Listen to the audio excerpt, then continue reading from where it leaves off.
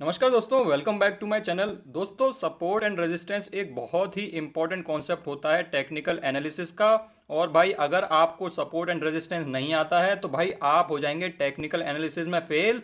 और दोस्तों, कोई मुश्किल चीज़ नहीं है, ये बहुत ही सिंपल चीज़ है। लेकिन भाई फिर भी ये मैक्सिमम लोगों को नहीं आती है दोस्तों। क्यों नहीं आती है दोस्तों? क्योंकि भाई वो प्रैक्टिस नहीं करते हैं। तो आज इस वीडियो में मैं आपको सिखाऊंगा कि भाई क्या होता है सपोर्ट एंड रेजिस्टेंस, कैसे इसको ड्रॉ करते हैं, और भाई सबसे इंपॉर्टेंट चीज़ कि भाई इसको यूज़ करके ट्रेड कैसे लेना है। क्योंकि भाई हमारा अल्टीमेट गोल तो है पैसा बनाना। तो दोस्तों, सारी जानकारी मिलेगी, वीडियो के साथ बने रहिएगा। भाई सबसे पहले जानते हैं कि सपोर्ट एंड रेजिस्टेंस होता क्या है। तो दोस्तों, आपको पता होगा कि भाई स्टॉक कभी भी ऐसे चलता है, कभी भी स्ट्रेट लाइन में तो चलता नहीं है, ऐसे चलता है स्टॉक। इसका मतलब क्या है भाई? इसका मतलब है कि ये स्टॉक यहाँ पे जा जाके बार बार नीचे आता है, और ये स्टॉक जैसे ही इस लेवल पे जाता है ये स्टॉक बार बार ऊपर चला जाता है। इसका मतलब क्या है भाई? कि जैसे ही स्टॉक इस लेवल पे पहुंचता है, लोगों को लगता है कि अंडर वैल्यूड हो गया है, लोग यहाँ पे इसको खरीदने के लिए भागते हैं। और जैसे ही लगता है कि ये स्टॉक इस लेवल पे पहुंच गया है तो लोगों को लगता है ये ओवर वैल्यूड हो गया है, और यहाँ पे सप्लाई बढ़ जाती है तो स्टॉक नीचे चला जाता है। तो भाई इस लाइन को बोलते हैं रेजिस्टेंस। ये है आपका रेजिस्टेंस, और ये है भाई आपका सपोर्ट। सपोर्ट मतलब कि यहाँ पे इसको सपोर्ट मिल रहा है, यहाँ से ये ऊपर जाएगा। और रेजिस्टेंस मतलब क्या होता है? कि रेजिस्टेंस मतलब होता है रुकावट। इसका मतलब उसको रुकावट मिल रही है यहाँ से ऊपर जाने में। तो ये भाई आपका बेसिक हो गया कि ये होते हैं सपोर्ट एंड रेजिस्टेंस। अब जानते हैं दोस्तों कि ये फॉलो क्यों होते हैं। भाई ऐसे ही यहाँ से नीचे क्यों आ जाता है स्टॉक का प्राइस, और यहाँ से ऊपर क्यों चला जाता है भाई? तो इसका रीजन है दोस्तों।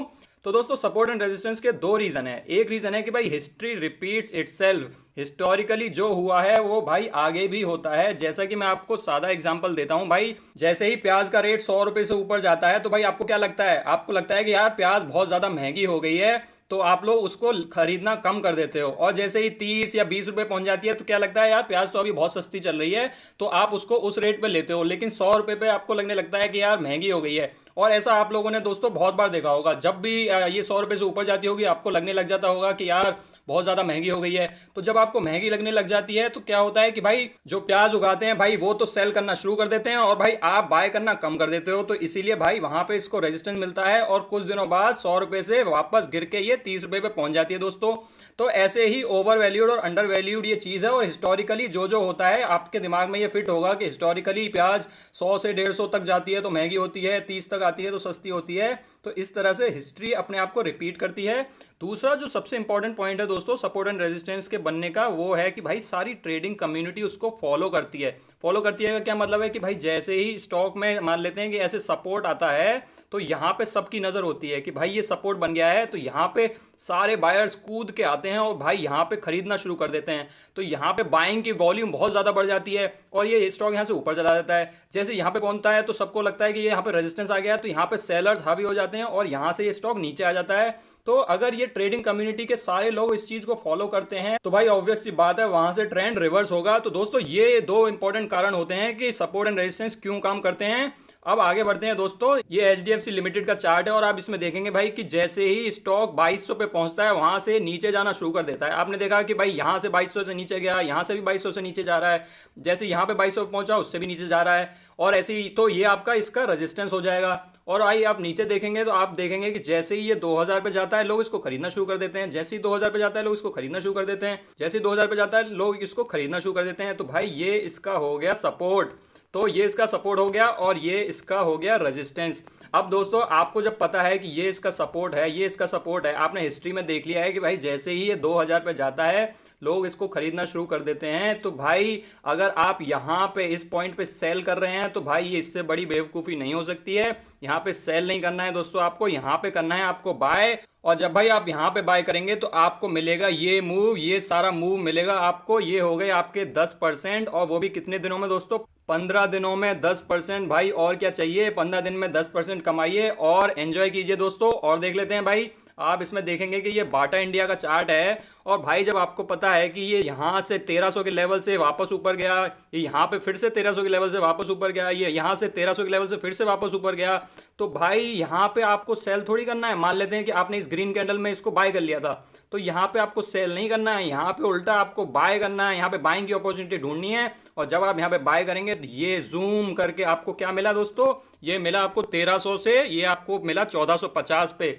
यानी कि 1300 से आपका ये स्टॉक गया 1450, आपके हो गए भाई 11% तैयार। 11% तैयार मात्र 10 दिनों में। तो दोस्तों ऐसे यूज करते हैं सपोर्ट एंड रेजिस्टेंस। ये इसका सपोर्ट है, सपोर्ट पे आपको बाय करना है और आपको ये यहाँ पे रेजिस्टेंस दिख ही रहा होगा, 1450 पे रेजिस्टेंस है। यहाँ पे अपना प्रॉफिट बुक करो और भाई एंजॉय करो। अब बात करते हैं भाई कि सपोर्ट एंड रेजिस्टेंस को ड्रॉ कैसे करते हैं। तो इसके दोस्तों 3 चीजें होती हैं इसमें जो आपको ध्यान रखनी है। पहली कि भाई आपको कोशिश करनी है कि ज़्यादा से ज़्यादा कैंडल उस लाइन को टच करें। जब आप ऐसे लाइन बनाएंगे सपोर्ट या रेजिस्टेंस की, तो आपको कोशिश करनी है कि ज़्यादा से ज़्यादा कैंडल इसको टच करें। ये नहीं है कि भाई एक कैंडल जा रही थी बस, बाकी ऐसे नीचे थी और आपने यहाँ पे रेजिस्टेंस बना दिया, ऐसे नहीं करना है। मैक्सिमम कैंडल्स को टच कराने की कोशिश करनी है आपको। आप विक को कट कर सकते हो, बॉडी को कट नहीं कर सकते। जैसे ये आपकी बॉडी होती है, मैंने कैंडल स्टिक्स में आपको पढ़ा रखा है क्या होती है बॉडी, क्या होती है विक। अगर आपने अभी तक वो वीडियो नहीं देखा है तो भाई आप डिस्क्रिप्शन बॉक्स में जाके देख सकते हैं और सबसे पहले सीख सकते हैं कि भाई कैंडल स्टिक क्या होता है। जब तक आपको कैंडल स्टिक नहीं पता होगा तब तक आपको ये वीडियो समझ नहीं आएगी। तो भाई ये आपकी विक होती है और ये आपकी बॉडी होती है। तो आप इसको कट कर सकते हैं। जब अपनी सपोर्ट रेजिस्टेंस की लाइन बनाएंगे कोशिश करना ये बॉडी ना कट हो, लेकिन ज़्यादा कैंडल्स को टच कराने की कोशिश में अगर एक दो बॉडी कट हो जाए तो कोई बात नहीं। और तीसरा इंपॉर्टेंट चीज़ है भाई कि सिग्निफिकेंट मूव होना चाहिए। ऐसा नहीं है कि यहाँ से जाके इतना सा नीचे आया स्टॉक और फिर ऊपर गया है तो आप इसको रेजिस्टेंस बना, इसको सपोर्ट बना दोगे और इसको रेजिस्टेंस बना दोगे, ऐसा नहीं करना है। सिग्निफिकेंट मूव होना चाहिए। जैसे कि यहाँ से यहाँ तक हुआ है, ये सिग्निफिकेंट मूव है तो ये आपका सपोर्ट होगा, ये आपका रेजिस्टेंस होगा। अब देख लेते हैं इसको एक एग्जाम्पल की मदद से। तो भाई आप देखेंगे कि यहाँ पे आपको ये रेजिस्टेंस तो दिख रहा है यहाँ पे, पर एग्जैक्टली कैसे ड्रॉ करना है। क्या मैं यहाँ पे ड्रॉ कर दूं कि ये कैंडल बनी है, यहाँ से ऊपर नहीं गया है स्टॉक तो ये हो गया मेरा रेजिस्टेंस, या फिर मैं भाई यहाँ पे ड्रॉ कर दूं जैसे इस कैंडल पे ड्रॉ कर दूं। कहाँ ड्रॉ करूं मैं, सारी कैंडल्स अलग अलग चीज़ें बता रही हैं। ये कैंडल बता रही है यहाँ पे ड्रॉ होना है और ये वाली कैंडल बता रही है यहाँ पे ड्रॉ करना है, तो कहाँ पे ड्रॉ करना है एग्जैक्टली। तो दोस्तों जैसा कि मैंने 3 पॉइंट बताया आपको पीछे, आपको कोशिश करनी है कि मैक्सिमम से मैक्सिमम कैंडल्स एक ही लाइन को टच करें। दूसरा क्या पॉइंट था भाई, दूसरा पॉइंट था कि आप विक को काट सकते हो लेकिन कोशिश करना कि बॉडी कट ना हो। और तीसरा था भाई कि सिग्निफिकेंट मूव होना चाहिए। तो भाई आपको इसमें कैसे ड्रॉ करनी है लाइन, आप देख लेते हैं।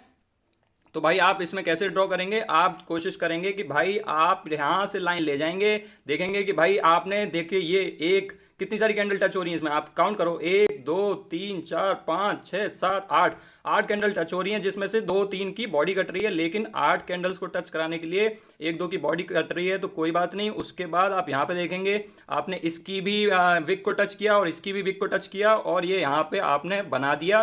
तो भाई ये बन जाएगा आपका रेजिस्टेंस। और जो भी ये लेवल होगा दोस्तों, क्योंकि आप तो ड्राइंग टूल से ड्रॉ करोगे तो ये बिल्कुल स्ट्रेट लाइन बनेगी और आपको यहाँ पे प्राइस पता चल जाएगा कि एग्जैक्टली प्राइस है क्या रेजिस्टेंस लेवल का। तो आपको ऐसे ज़्यादा से ज़्यादा कैंडल्स को टच कराने की कोशिश करनी है और कोशिश करनी है कि वो विक को ही काटे, बॉडी को ना काटे। तो दोस्तों ऐसे करके आपको ड्रॉ करना है। तो आई होप आप समझ गए होंगे आपको ड्रॉ कैसे करना है। तो दोस्तों ये तो हमने सीख लिया कि भाई कैसे support and resistance lines draw करनी है। उन 3 पॉइंट्स का ध्यान रखना है, मैक्सिमम कैंडल्स को टच करनी चाहिए वो लाइन, और भाई सिग्निफिकेंट मूव होना चाहिए। जैसे कि आपको इसमें दिख रहा है ये छोटा सा मूव है, ये मूव काउंट नहीं होगा। कहीं आप यहाँ पे ऐसे रेजिस्टेंस बनाने लगे, ऐसा नहीं होना चाहिए। सिग्निफिकेंट मूव होना चाहिए तभी वो माना जाएगा। और आपको उसमें मैक्सिमम कैंडल टच करानी है भाई, और कोशिश करना है कि बॉडी ना कटे, सिर्फ विक्स ही कटें। और अगर ज़्यादा कैंडल टच कराने की कोशिश में 1-2 बॉडी कट रही है तो उसको माइंड नहीं करना है दोस्तों। ये सब तो हमारी बात हो गई भाई। अब आते हैं इंपॉर्टेंट पार्ट पे कि भाई ट्रेड कैसे करना है। ये सब तो हमने ड्रॉ कर लिया, तो ट्रेड कैसे करना है। तो ट्रेड के लिए सबसे पहले आपने ड्रॉ कर लिया, ये ठीक है। उसके बाद आपको भाई क्रॉस चेक भी करना है। मैंने आपको कितनी बार बता रखा है कि भाई अगर आप एक ही इंडिकेटर की मदद से चलोगे तो भाई आपको हमेशा लॉस होगा। तो इसीलिए हमेशा हमें क्रॉस चेक करना है। जैसे ही आपको पता चल गया है कि यहाँ पे इसका सपोर्ट है, तो जैसे ही इस सपोर्ट पे आता है आपको इसमें बाइंग की अपॉर्चुनिटी ढूंढनी है, लेकिन नीचे क्रॉस चेक करना है किसी चीज़ से। जैसे कि आप किससे क्रॉस चेक कर सकते हो भाई, आप MACD से क्रॉस चेक कर सकते हो। कैसे करना है अब देखते हैं भाई। अब इसमें आप देखेंगे कि भाई ये TCS का चार्ट है और आपको इसमें दिख गया है भाई कि ये इसका सपोर्ट है, ये इसका सपोर्ट है। तो इसका मतलब ये इसको 2000 पे भाई सपोर्ट मिल रहा है। आप देख सकते हैं साफ साफ दिख रहा है आपको कि 2000 पे इसका सपोर्ट लेवल है। तो आपने जब ये हिस्टोरिकली देख लिया कि ये 2000 लेवल पे सपोर्ट लेता है, तो आपको 2000 पे आंख गड़ा के रखनी है। और जैसे ही ये 2000 पे आया, यहाँ पे 2000 पे आ गया भाई, आपको नीचे देखना है कि क्या मुझे कोई कंफर्मेशन मिल रहा है। और देखिए दोस्तों साफ साफ MACD कह रहा है भाई यहाँ पे बाय करो। और जैसे ही आप यहाँ पे बाय करोगे सपोर्ट लेवल पे, आपको मिलेगा ये। यहाँ से आपको मजा लेना है दोस्तों। ये 2000 से 2200 गया है, आपके बन गए भाई 10%। 10% बन गए और मुश्किल से 6-7 दिनों में दोस्तों, 6-7 दिनों में 10%। और सोचो आप ऐसा कितने सारे स्टॉक्स के साथ कर सकते हो। मान लेते हैं कि भाई 10 दिनों में आप 7 स्टॉक्स भी लेते हो तो ये आपके 10 दिनों में 70% बन गए दोस्तों। और क्या चाहिए भाई। और देख लेते हैं दोस्तों कि अगर आप कंफर्म नहीं करोगे तो क्या होगा आपके साथ। तो देखो दोस्तों, ये सेम चार्ट है, पिछले वाला ही चार्ट है, उसको मैंने थोड़ा सा जूम आउट कर दिया है। ये आपको वो वाली कैंडल दिख जाएगी। तो आप देख रहे हैं भाई कि इसको 2000 पे सपोर्ट मिल रहा था, है ना, यहाँ पे 2000 का सपोर्ट मिल रहा था और आपने फिर से आगे 2000 का वेट कर रहे थे आप बाय करने का। यहाँ पे यहाँ तक आपने बाय करने का वेट किया दोस्तों, है ना। तो उसके बाद क्या होगा दोस्तों, उसके बाद नीचे देखो क्या कोई बाय सिग्नल है, कोई बाय सिग्नल नहीं है दोस्तों। उल्टा यहाँ पे देखो दोस्तों, ये जब 2000 की ये कैंडल बनी है उसके बाद यहाँ पे स्ट्रॉन्ग सेल सिग्नल आया है, एमएसीडी ने बोला है सेल। इसका मतलब है दोस्तों कि ये अब सपोर्ट टूटेगा यहाँ से। और देखो क्या टूटा है भाई, सपोर्ट लेवल टूट गया है। तो यहाँ पे आपको बाय नहीं करना था भाई, आपको कॉशियस रहना था। तो सपोर्ट एंड रेजिस्टेंस आते ही आपको कॉशियस हो जाना होता है और भाई आपको और सिग्नल्स देखने होते हैं, जहां से जैसा सिग्नल मिले उसके अकॉर्डिंग आपको ट्रेड करना होता है। तो आपको जैसे यहाँ पे मिला था कि 2000 पे आपको पता है सपोर्ट है इसका, आपने यहाँ पे कंफर्मेशन लिया था तो आपने यहाँ पे ट्रेड ले लिया। आप यहाँ पे 2000 के लिए वेट कर रहे थे, जैसे ही आपको दिखा कि भाई नीचे सेल सिग्नल है तो आपको वहाँ पे बाय नहीं करना है, आपको अवॉइड करना है। तो ऐसे करके दोस्तों आपको कंफर्मेशन लेना है। अब भाई बात करते हैं प्रो टिप की दोस्तों, जो मैंने भाई अपने सालों के एक्सपीरियंस से सीखी है भाई, और ये शायद आपको कोई नहीं बताता होगा। मैंने तो नहीं सुना है किसी को ये चीज़ बताते हुए दोस्तों। आपको मैं एक बहुत इंपॉर्टेंट चीज़ बताऊंगा दोस्तों, और वो है कि भाई जो साइकोलॉजिकल लेवल्स होते हैं, जो साइकोलॉजिकल लेवल्स होते हैं, आपको पता ही है कि भाई स्टॉक मार्केट में लोगों की कितनी ज़्यादा साइकोलॉजी का इन्वॉल्वमेंट होता है। जो साइकोलॉजिकल लेवल्स होते हैं वो भी सपोर्ट एंड रेजिस्टेंस की तरह एक्ट करते हैं। और आपको हमेशा इन साइकोलॉजिकल लेवल्स पे पास्ट के चार्ट में जाके देखना है कि क्या वहाँ पे सपोर्ट लेवल बना है, क्या वहाँ पे रेजिस्टेंस लेवल बना है। अभी साइकोलॉजिकल लेवल्स क्या होते हैं दोस्तों, जैसे कि कोई भाई स्टॉक ट्रेड कर रहा है 2000 से 3000 के बीच में, तो उसका 2000 बहुत ही साइकोलॉजिकल लेवल है। क्यों है 2000 साइकोलॉजिकल लेवल भाई, अगर कोई नया बंदा आएगा तो वो क्या सोचेगा कि यार ये स्टॉक 2000 आ जाए तब मैं इसको ले लूंगा, तो उनके सारे ऑर्डर्स 2000 पे पड़े होंगे।